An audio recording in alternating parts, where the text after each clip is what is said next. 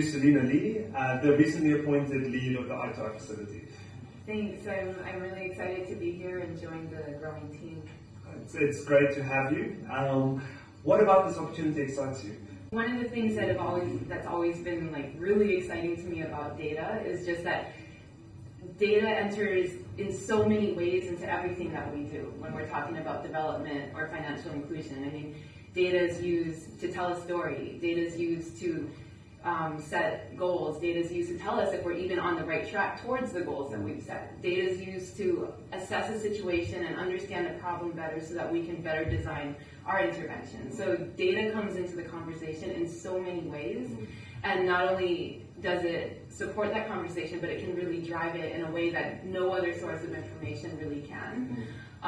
There's a reason why everyone turns their head when they say, oh, there's empirical evidence, or this is statistically significant findings. People get excited. It has a real convening power as well. Yeah.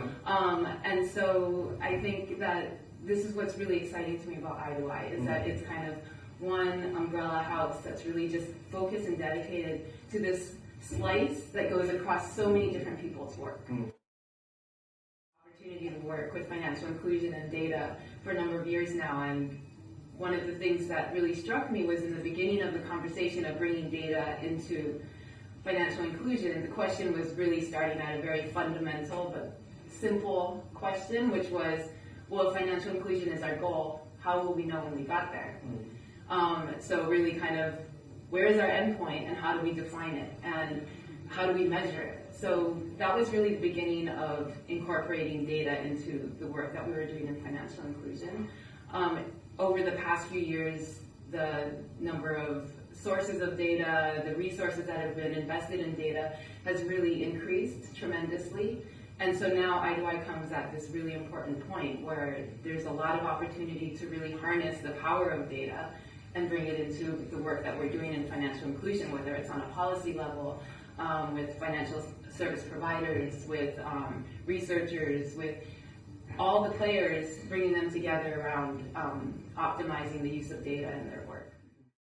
The things that I'm most excited about looking forward with I2I is first tackling this issue of how we define financial inclusion and really change the focus away from just having ownership of an account to actually how it's being used.